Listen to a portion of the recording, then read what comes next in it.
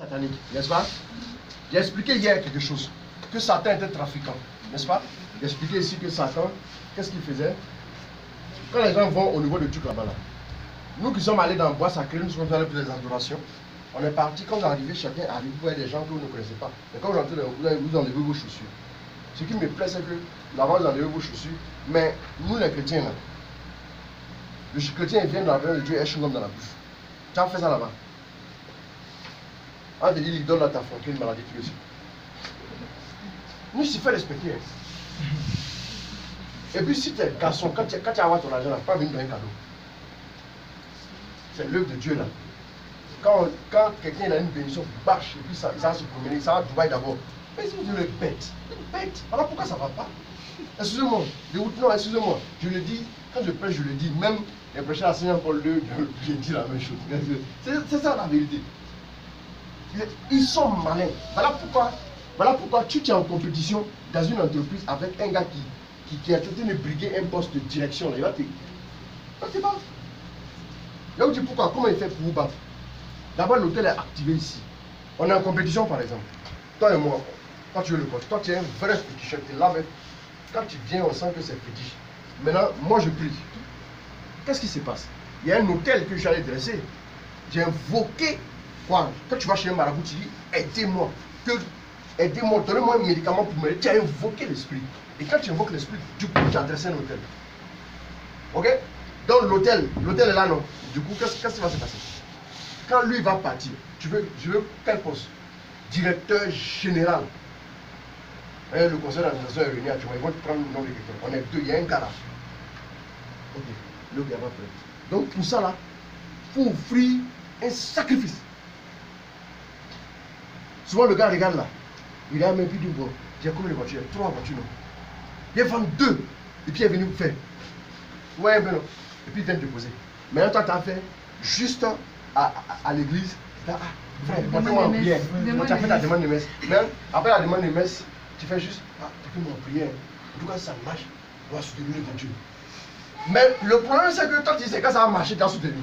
Mais le problème, c'est que lui, il a déjà soutenu son hôtel. Donc l'hôtel est fraîchement alimenté. Le feu sur l'hôtel ici, il est brûlant. C'est le feu qui déploie la puissance. Donc du coup, toi, avant d'aller pour la victoire dont tu parles là, tu es confronté à une énergie trop forte. Quand tu es dans tu te sens malade, tu préfères. Non, ils vont dire, c'est lui qui a été nommé. Oui, tu fais, ça n'a pas marché, je n'ai pas bien prié pour moi. Tu es bête. Oui, excusez-moi. Là, tu accuses ceux qui ont prié. Mais eux, leur prière là, n'avait pas trop de puissance, tout simplement parce que l'autel de Dieu dans ta vie est resté étiolé. Ouais, bro, stérile, il n'y a rien dessus. Est-ce que vous me suivez? Est-ce que vous suivez un peu? Du coup, ils vont te battre. Non, c'est pas grave, peut-être c'est la battue. Ouais, bro. C'est comme ça que, quand par exemple, toi un tiers, tu dis, moi je suis chrétien, je marche avec Dieu. Amen, tu marches avec Dieu, que Dieu te bénisse. Et il se trouve que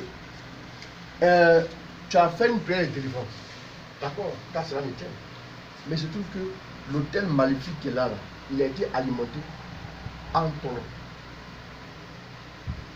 Comment en ton nom? Tu ne connais même pas le village. Tu n'es jamais allé au village. Le grand-père, tu ne le connais pas, mais il a dit, il se consacre.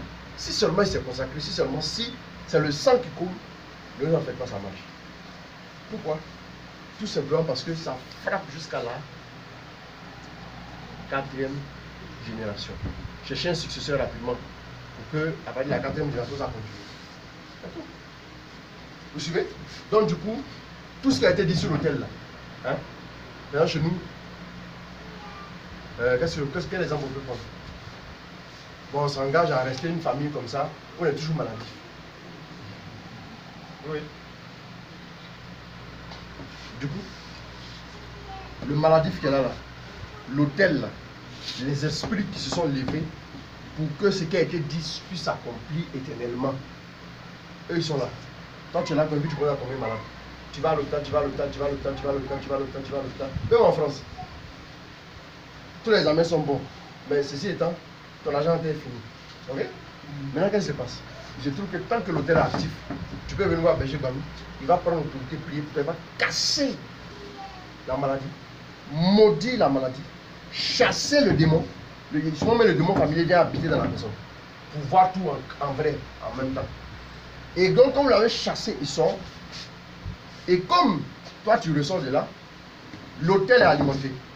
Toi, tu n'as rien bâti comme hôtel pour protéger ta vie. Automatiquement, qu'est-ce que Dieu fait? Dieu sait, il te donne une protection minimale.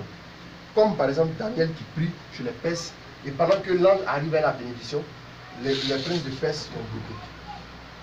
Il dit à Dieu, mais pourquoi ça vient pas? Il dit, il faut jeûner. Quand il a commencé à se dépouiller, sacrifier, à ce moment, Michel s'est mis en route pour détruire la forteresse et c'est arrivé. Vous suivez? À partir de ce moment, qu'est-ce qu'il faut faire? Toi, tu es là, tu es toujours malade, on prie pour toi, ça va. Tu rechutes. Quand tu reviens le voir, lui va dire, bon, laisse-moi encore t'interroger. Il va maintenant remonter plus haut. Tu checker jusqu'à trouver qu'il y a une hôtel. À partir de ce moment, on va entreprendre une prière de destruction de l'hôtel maléfique. Quand on programme la destruction de l'hôtel maléfique, on va détruire. Dès qu'on a détruit, il y a maintenant sur l'hôtel, il y a des sacrifices qui ont été offerts, non? Hein? Vous suivez? Et puis maintenant, il y a une alliance qui est derrière, n'est-ce pas? Oui. Ok? Donc du coup, on détruit l'hôtel qui alimente. Puisque le feu est sur l'hôtel. Ça alimente. C'est comme il n'y a pas de fumée sans feu. Pour que la fumée cesse, il faut éteindre le feu, tout simplement. Donc on casse l'hôtel, on le détruit par le feu de l'esprit. Et puis maintenant, les alliances demeurent. Mais l'hôtel qui les alimentait fait que les alliances perdent un peu en puissance. Mais les alliances sont encore là. Donc on casse maintenant les alliances. Et qu'est-ce qu'on fait? Il y a des sacrifices qui ont été offerts. Toi, en retour, puisque tu ne sais pas tous les tenants et les aboutissants, puisque tu ne sais pas tous les détails, il peut y avoir un petit hôtel là-bas quelque part, quelqu'un qui passait un jour, oh, vraiment, c'est ce qui se passe, j'ai fait ça. Ah, et puis là, il a fait un truc ici. Toi, tu es là un tiers encore. Qu'est-ce qu'il faut faire? Il faut bâtir maintenant un hôtel pour Dieu. Quand tu bâtis un hôtel pour Dieu, l'hôtel maintenant, l'hôtel par excellence, c'est la croix de Jésus. Voilà, je n'ai voulu savoir au milieu de vous que Jésus crucifié. La croix. Ok? Non, c'est la croix. À partir de là, celui qui porte sa croix, voilà, celui qui ne renonce pas à lui-même porter sa croix n'est pas, voilà, on comprend bien le langage. À partir de ce moment, qu'est-ce que tu fais? Tu vas maintenant aller offrir des sacrifices à la croix. Chaque fois que tu vas offrir un sacrifice, par exemple, chasteté, ça fait mal, mais c'est la croix que tu portes. Donc tu es en train de fortifier l'autel de Dieu. Et quand l'autel de Dieu est fortifié, tous ceux-là sont neutralisés, ils n'ont plus le pouvoir. Est-ce que vous suivez? Mais au lieu de faire ça, le tiers en question, là, lui seul il veut vivre en concubinage, et puis lui seul il ne veut pas qu'on l'attaque, et puis lui seul il veut bénéficier de ça. Tu es mauvaise. Ouais, un peu là. Toi seul là, quand tu... Bon, j'ai expliqué ça hier, et quand tu tombes dans le péché, c'est une manière de faire un sacrifice au démon. Oui, oui. Parce que par exemple, quand quelqu'un a un démon dans la vie, s'il est dans le péché, le démon est poliace. Vous savez ça, non? Vous savez pas? Alors pourquoi le tout n'est pas de faire plaisir devant des gens, on fait ça tous les jours. Même si on peut donner, même à Bogo, ça va gérer ça. Il va faire la prière de défense. Oui, on peut faire, il n'y a pas de problème. Ça, là, démon, là, quand tu parles de foot, si tu as fait la prière de défense, tout de suite, c'est pas ça le plus gros problème. Mais le plus gros problème, c'est la vie qui mène derrière. Quand on t'a délivré, et puis encore tu retournes dans le péché. Le péché donne l'autorisation à Satan. Vous suivez? C'est une autorisation tacite à Satan. Ok? Souvent, mais il n'a pas besoin d'autorisation, la Grèce c'est quoi? Mais si tu as une autorisation, il fait comment? Il va botter, il va tuer. Ça va tuer ça. 2 Rois 10, juste à ton allons-y rapidement. Accélère.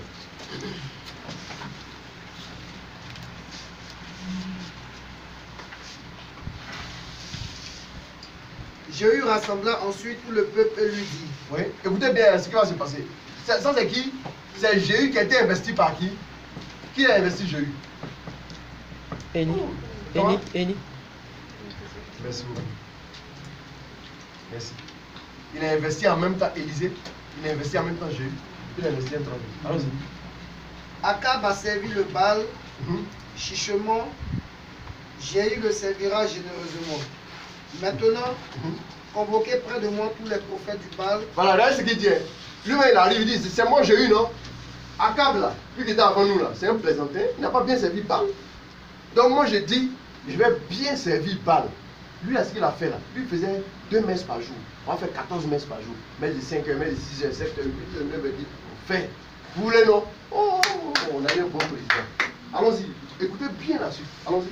Maintenant, convoquez près de moi Convoquez-moi tous les Baal. prophètes de Baal. On va vraiment relever le culte. Allons-y. Tous ceux qui le servent, Oui. tous ces prêtres, que personne Prêtres, ne manque, prophètes, tous ces- oui, allons-y. car je veux faire un grand sacrifice au Baal. Quiconque manquera ne subira pas. Or, Jéhu agissait par ruse pour faire disparaître ceux qui servaient le Baal. Jéhu dit qu'il y ait une sainte assemblée en l'honneur du Baal. On fit la convocation que Jéhu envoie dans tout Israël. Tous ceux qui servaient le Baal vinrent, il n'y eut personne qui s'absenta. Donc tous les fidèles de Baal sont venus. Et, ah, aujourd'hui là vraiment, Baal seulement.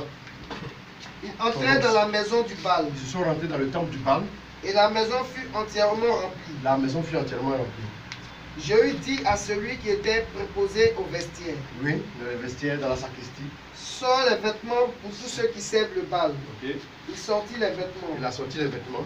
Jéhu et Jonadav, Oui. fils de Rekab, Yonadav, oui, arrivèrent à la maison du Baal. c'est ça. Il dit à ceux qui servaient le Baal, Il dit à ceux qui servaient le Baal, vérifiez s'il n'y a ici avec vous aucun des serviteurs du Seigneur. Et s'il y a seulement des gens qui servent le Baal. Ok, vérifiez. S'il y a un serviteur de Dieu, on doit le mettre dehors. S'il y a un serviteur de Baal, il faut qu'il s'installe. Il y a la place dedans, il y a la place dedans. Jéhu et Jonadav entraient pour offrir des sacrifices et des holocaustes. Ouais. Or Jéhu avait placé au dehors Il avait placé au dehors 80 hommes 80 hommes en disant, en disant, si l'un de vous laisse échapper si l'un de vous laisse échapper, un seul des hommes un seul des hommes que je mets entre vos mains, que je mets entre vos mains, paiera de sa vie. il paiera de sa vie. Pour celui qui s'est échappé. Pour celui qui s'est échappé. Ok? Dès qu'il eut achevé d'offrir l'holocauste, Dès qu'il lui a achevé d'offrir l'holocauste, Jéhu dit aux coureurs j'ai eu dit au coureur, et aux écueilleurs, ok, entrez, entrez, frappez-les, frappez les prophètes de Baal là, et que pas un ne s'échappe. et que pas un seul ne s'échappe, ok? Il les frappait du tranchant de l'épée. Il les frappait du tranchant de l'épée, Après les avoir jetés hors de la ville, après les avoir jetés hors de la ville, les coureurs et les écueilleurs Les- rentrèrent dans la ville les coureurs et les écueilleurs rentraient dans la ville. où se trouvait la maison du Baal.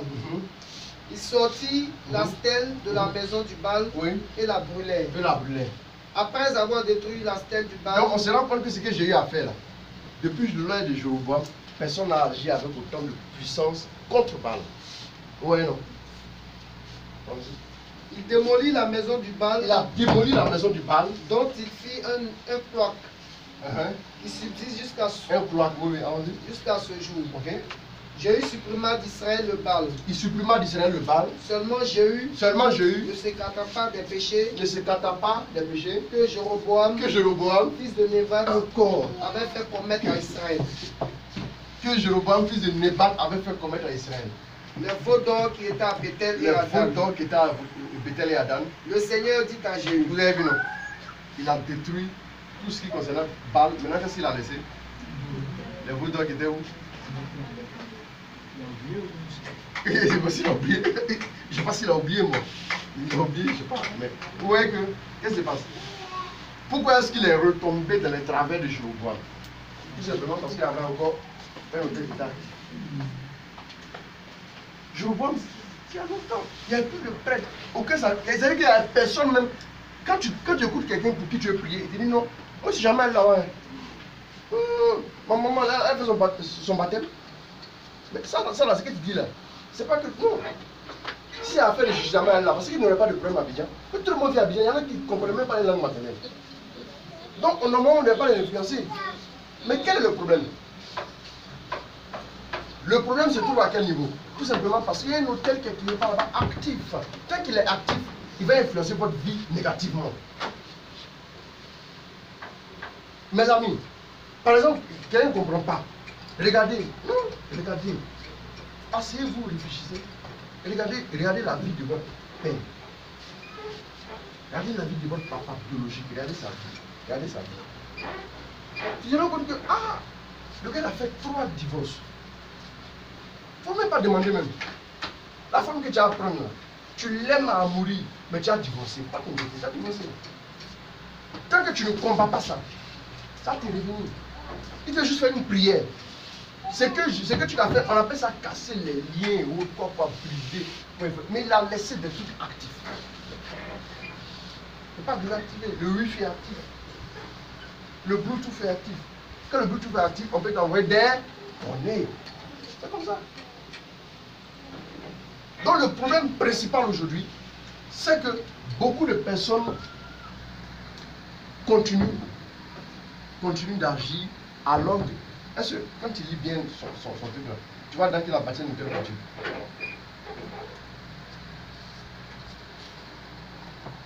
Vous savez, qu'est-ce qui fait que les chrétiens sont dans la défaite? Ils ne veulent pas faire ça. N'est-ce pas? Comment ça marche? Tu as trouvé. Tu as fini? Ah oui. Le Seigneur dit à Jéhu, parce que tu as bien agi, faisons ce qui est droit à mes yeux, et que tu as traité la maison d'Akab exactement comme je le voulais. Tu devais détruire la maison d'Akab. Tes fils, Parce que Akab est sa femme d'Isabelle. Ils ont fait des bêtises. Oui, allons-y.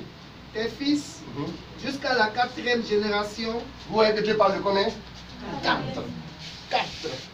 Allons-y. s'assureront sur le trône S'assurer sur d'Israël. le trône. Maintenant, si quelqu'un, pendant qu'on va jusqu'à 4, si après des 4, on ne renouvelle plus, ça s'arrête là. Voilà pourquoi c'est important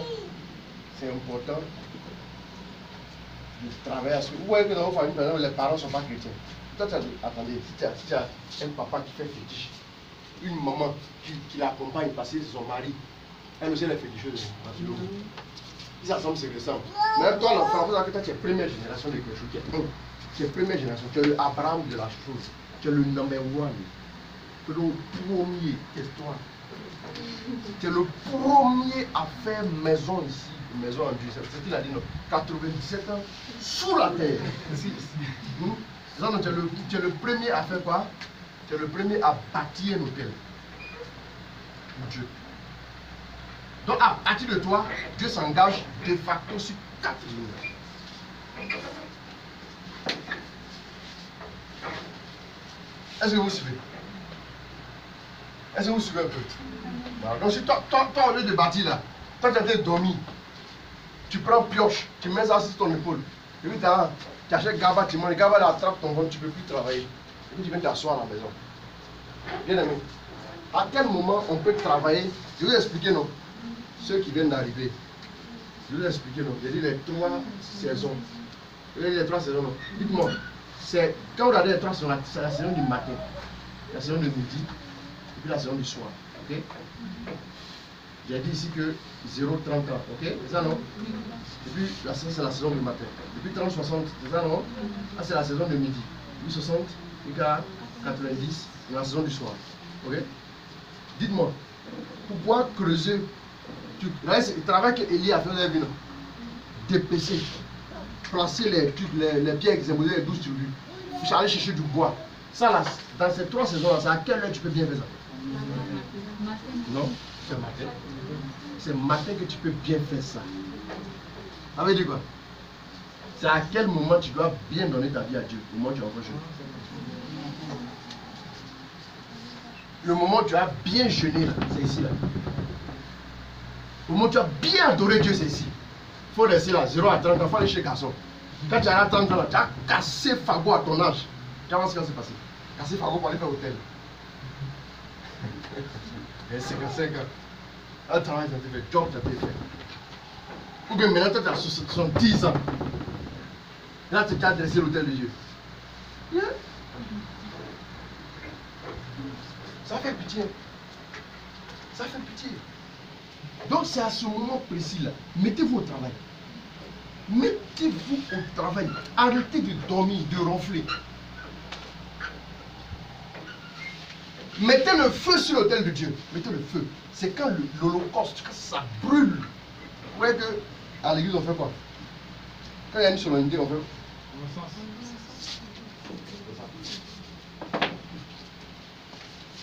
Pourquoi on fait là? C'est ça. Vous me suivez? De temps en temps, hein? De temps en temps, laissez-moi vous parler. Écoutez, l'autel, c'est ton cœur. C'est même ta vie qui est l'autel de Dieu. Oh, Jésus est l'autel, il est le prêtre, il est la victime. Attendez que je vois où c'est.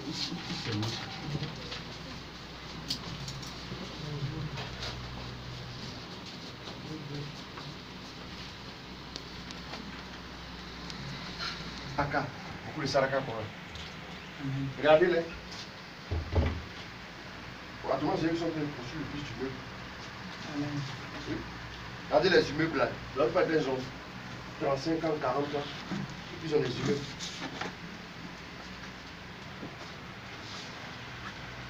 Oh. Chemin où j'habite là, son nom, c'est un Djoula.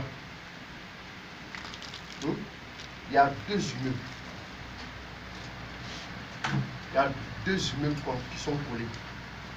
Et puis il y a 16 personnes. 3 pièces. 16 personnes. Il est né en quelle année? On est en 111. 111 avec combien? Avec 45 ans. Oh, il a construit ça avec quelques années. À peine 40 ans. Parce que ça ne touche pas les lois spirituelles. Eux, ça ne touche pas les lois spirituelles. C'est nous les chrétiens là. Si tu as fini de continuer ce mois, ça marche comme ça. Tu marches comme ça. Et ça va venir. C'est fini. Il a fini de communier. C'est fini. Tu n'as rien compris du chemin. Il faut laisser. Laissez-moi vous dire une chose. Par exemple, je parlais de notre vie qui est l'autel, non? Quand par exemple la nuit, tout le monde dort, et puis toi tu es à genoux devant Dieu, minuit, 5 heures du matin, il y a le monde qui a sommeil, non? Le monde tes genoux te font mal, le monde tu es fatigué, tu as mal au dos. Comme ça, sacrifice. Après les moments ce cas là, faut pas t'amuser lui. Toutes les nuits il fait ça.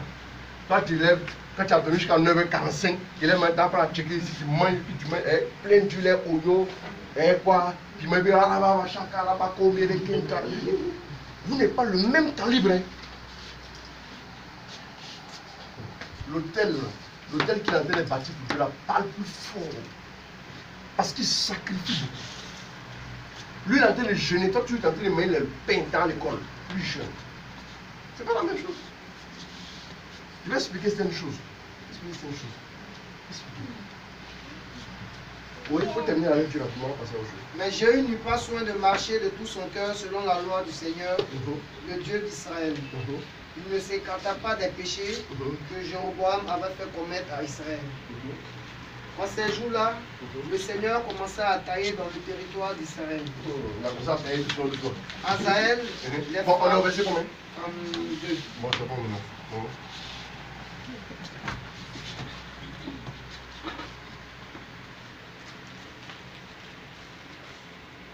Vous suivez? C'est bon? Donc j'ai expliqué que dans un premier temps, le travail préliminaire à faire hier, j'en ai parlé. Qu'est-ce qu'il fallait faire comme travail préliminaire? Dans un premier temps, dans un premier temps, travail préliminaire, identifier. Voilà, identifier. Ok? C'est bon?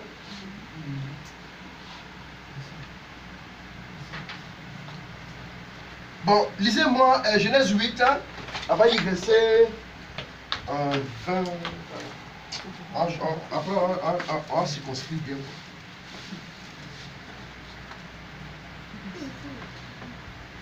J'ai dit aussi que vous pouvez reconnaître un hôtel par les fruits. Ok? Par exemple, si vous voyez qu'à votre niveau, il y a beaucoup de limitations, les femmes ne peuvent pas se marier, tout ça, ainsi de suite, ça peut vous donner des indications. Vous répertoriez ça. Ok? On va faire un travail, chacun fera son travail. Hein. On ne va pas recevoir ici les gens, toi tu es plus, les gens, tout le monde est fatigué. Donc, allons-y. Genèse 8, verset 20. Oui. Noé éleva un autel pour le Seigneur. Oui. Il prit de tout bétail pur, de tout oiseau pur. Vous voyez que ce qui est offert, c'est quoi? C'est pur. Vous voyez un peu, non? Voilà. Donc, vous commencez d'abord à offrir à Dieu. Vous commencez pour alimenter un sacrifice sur l'autel de Dieu. Pour que ce soit un sacrifice agréable, de bon odeur, pur. Ok? Toi, tu montes ta bouche dans tout. Mais les prières que tu fais là, ça va aller où? Le diable est malin. Il va trouver quelque chose pour vous retenir. Non, je vous dis la vérité. Ce n'est pas une option. Le problème, c'est que la balance est déséquilibrée. Vous voyez ici, on a arrêté ici. Et puis, qu'est-ce qui se passe? Il faut lire la suite. Et il offrit des holocaustes sur l'autel. Des holocaustes sur l'autel. Holocauste, c'est quoi? Quelle est la différence entre un holocauste et un sacrifice? Dans les autres. Je vous ai montré ça bien. Quelle est la différence entre un holocauste et un sacrifice? Voilà. Quelle est la différence entre un holocauste et un sacrifice? Ah, vous ne parlez pas. On dit, il ne parle pas le prince. Et non, il ne parle pas à toi. Il ne parle pas français, le prince. Bon. Est-ce qu'une balance qui est comme ça va pas être équilibrée? Non, c'est que c'est la corruption. On ne peut pas corrompre Dieu. Voilà pourquoi la Bible dit le trône de Dieu est basé sur quoi? Sur la justice et l'équité. Équité, c'est équilibré. Non, équité. Il n'y a pas de les vieilles personnes quitter. Équité. Ok? L'équité, c'est ça, c'est ça. Il faut qu'elle soit équilibrée ici. Quand tu sais que par exemple là, il y a trop d'hôtels derrière toi, toi aussi il faut travailler ici. Toi, au lieu d'équilibrer la chose, toi qu'est-ce que tu es en train de faire? Tu es en train de. Qu'est-ce que tu es en train de faire? Tu as ramassé ce truc là sur nous. Et puis c'est juste en train de tomber. Tu as dit ça, c'est un hôtel.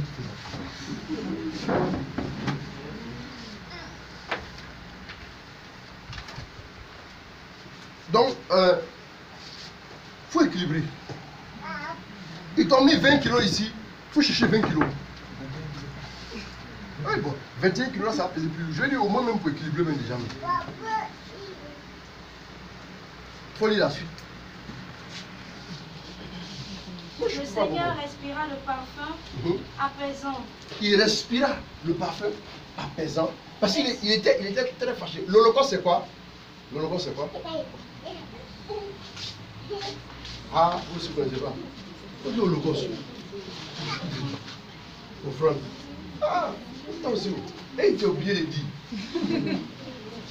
Non? Non. L'holocauste c'est quoi? Bon, on peut parler. L'holocauste c'est un sacrifice qui est entièrement consumé. L'holocauste c'est des animaux. Les sacrifices, on peut prendre des plantes. Il faut répéter ce que tu dis, il faut répéter. L'holocauste, c'est quand le sacrifice est entièrement consumé par le feu. Voilà. Par exemple, si tu vas offrir un holocauste c'est quoi? L'holocauste c'est un sacrifice que tu déposes sur l'autel. Et puis il est entièrement consumé. Vous me suivez? En termes de sacrifice, ce sont les sacrifices les plus élevés. Vous me suivez? Voilà pourquoi quand Dieu nous appelle là, si tu as un domaine de ta vie que tu n'as pas encore donné, ce n'est pas encore un holocauste. Si tu as des sacrifices humains qui ont été offerts pour toi, l'homme qu'on a offert un sacrifice, est-ce qu'il est revenu? Toi, tu offres une partie. C'est pas encore équilibré. Ça manque, c'est compliqué. Est-ce que vous suivez? Est-ce que vous suivez? Ça peut aller? Donc, on a fini? Non, avant. Le Seigneur respira le parfum apaisant et s'est dit en lui-même, je ne maudirai plus jamais le sol à cause de l'homme. Qu'est-ce qui a fait que Dieu a décidé de ne plus maudire? En écoutant ce passage.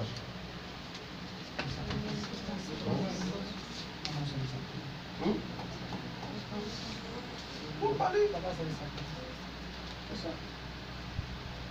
C'est ça? C'est ça? Qu'est-ce qui peut faire qu'un cycle dans votre vie peut cesser? C'est le sacrifice. Moi je vous dis la vérité, quand on explique aux gens, les gens pensent que c'est parce que tu veux, nous on est fatigués. Non. Et puis quand cela ne tient, pourquoi Dieu demande à Abraham maintenant? C'est ça qu'il paraît. Pourquoi il demande à Abraham? Ton fils était donné de ta vieillesse, tu as 100 ans, le seul fils qui est donné, il va le tuer en sacrifice. Pourquoi? Parce que Dieu sait que Abraham est bien, il marche dans mes voies. Mais s'il ne fait pas des sacrifices, là, je ne peux pas l'établir. Il ne peut pas. Allez voir dans les bois sacrés et autres là. Les gens voient les sacrifices. Ils prennent le mouton, ils prennent le bœuf, ils s'en vont. Pourquoi? Parce que là, le sacrifice donne de la puissance.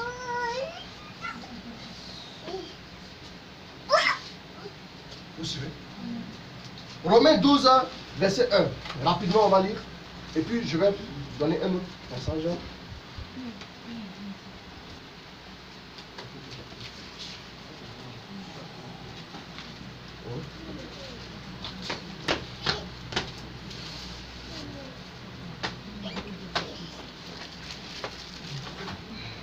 Romains 12, verset 1.